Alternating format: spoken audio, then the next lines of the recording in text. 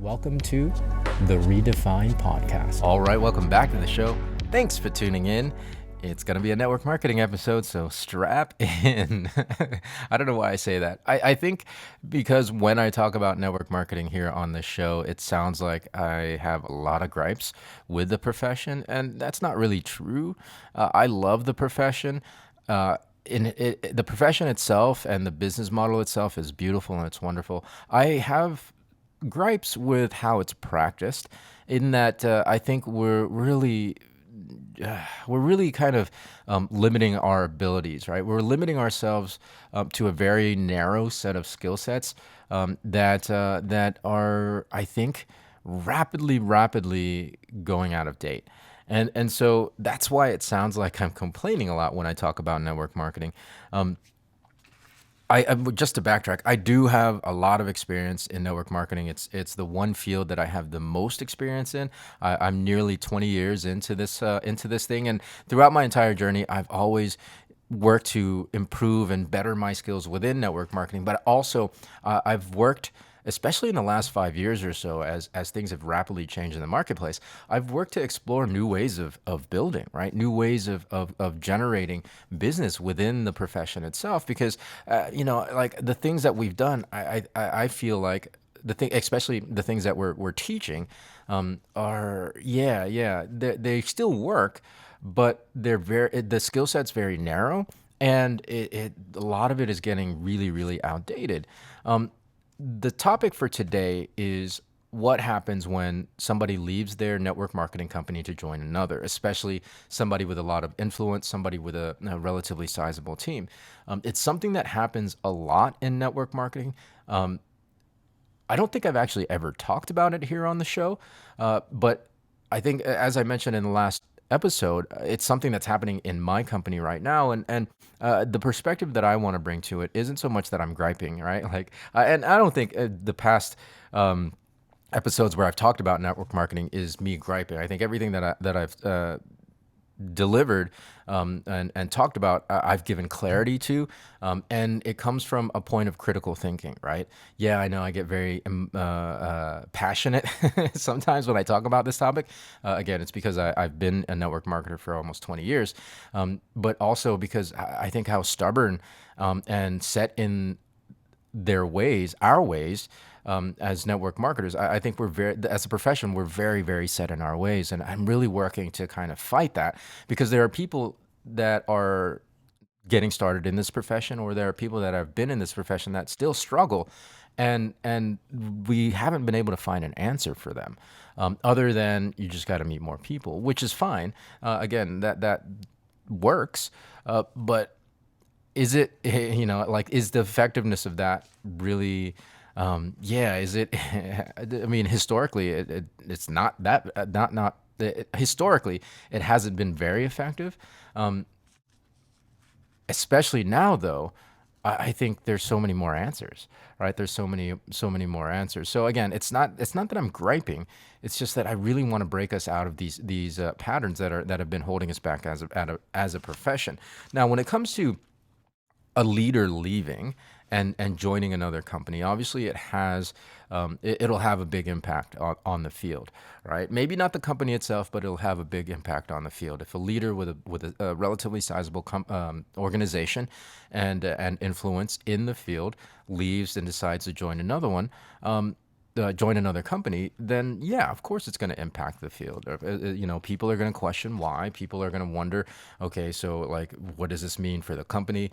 Lots of questions are raised. Now, leaving a company is all well and good, right? It's all well and good, and I'm not going to talk about building two companies, right? That's a whole separate episode on its own. But leaving a company to join another company is all well and good. We all have the right and the privilege to do what we want, right? We're independent distributors, even in the job market, right? As an employee, you technically have a right to, if you are unhappy with your current situation and your current position, you have a right to shop around, look for other companies, and then quit and join the new company if you see a greener pasture, so to speak, right? So same thing with network marketing. We're free to come and go as we please. The problem with network marketing is that it's very kind of insulated within itself. It's a small community, right? Network marketers know network marketers, whether it's within the same company, but in the profession itself, it's a really, really small world.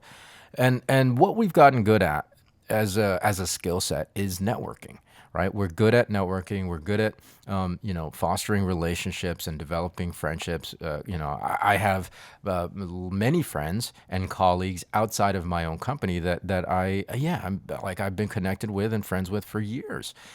So it's a relatively small community. It's a pretty connected community because we're so good at networking. I mean, that's how we build our business. That's how we teach building our business, right? Again, go meet more people, right? It's all about networking. What happens when a leader leaves, generally, not all the time, but what happens when a leader leaves is that, it causes a stir, right? It causes a stir within the company. It causes a stir within the profession, especially if you're well connected in the profession.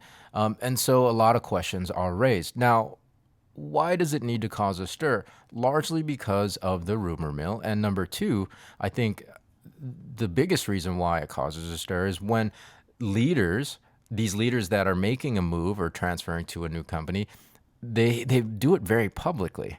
We live in the digital age, obviously, in a social media age. It is media, and so it's hard not to take advantage of that media as a networker, as somebody that is connected with a lot of people and has a big network. Big events and happenings like this, career events, like moving to a new company, the easiest way to let your network know about that, as opposed to calling them one on one and reaching out to people individually. The easiest way to do that is to announce it on social media, right? Broadcast it on social media. And so what that means is that, everybody knows about it, right? Everybody knows about it. Now, the opposite can easily just as easily happen, going quietly and not making a big to do about it. But what I've seen, at least in my time, is that most people leverage their network, especially their network online, and make any exits and changes and moves very public. Now, I get it. As a networker, it makes perfect sense. I mean, why not? Why not let people know in case people are looking for another opportunity, or in case other people are unhappy. However, it's so incredibly disruptive, and it's mining the miners, right? Again, the network marketing profession is very, very, it's small. It's a small world, right? Like the connections and the ties that we have. We're only a few degrees removed from everybody in the profession, right? Because it's networking, and so it causes a lot of disruption, and ends up happening is potentially you're stealing business. I don't want to say stealing because it's not overt, right? But like you potentially impact other people's organizations, therefore other people's checks and other people's livelihoods by doing this. Now, leaders that do this and that have done this might say, well, it's marketing, right? Like this is how I'm marketing my new opportunity, the new company. Well, not necessarily new, but the company that I'm going to be moving to, right? So I'm marketing for my new business. Yeah, I mean, if that's part of your marketing strategy, it's not really marketing. As I mentioned, marketing is a whole different thing, and we'll get into that in just a second. But what people are actually doing when they do this is networking.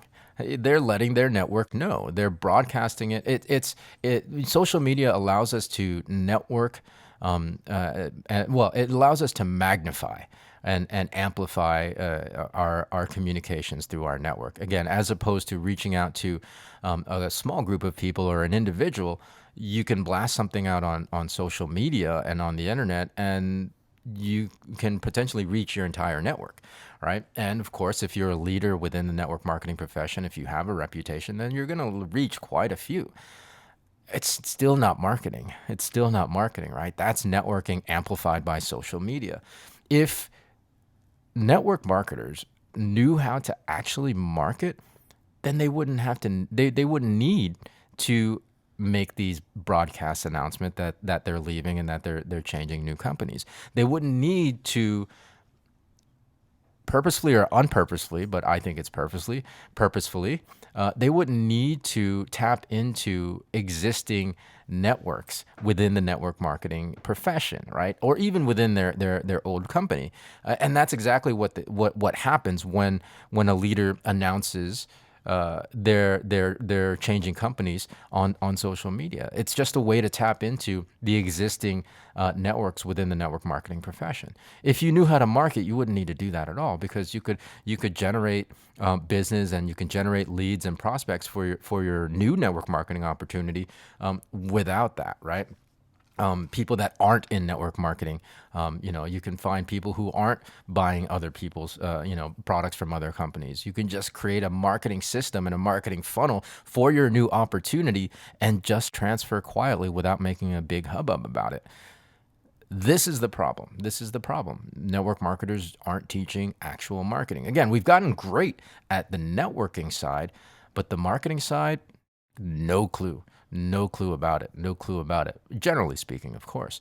And so, that's one of the things that I want to fix within the network marketing profession. I mean, last year I did a whole 3-day online event called the ReDEFINE Network Marketing event, right? And so that's still a torch that I'm teaching, that I'm holding, a flag I'm holding. I don't know what the saying is. You guys know that I'm horrible at sayings.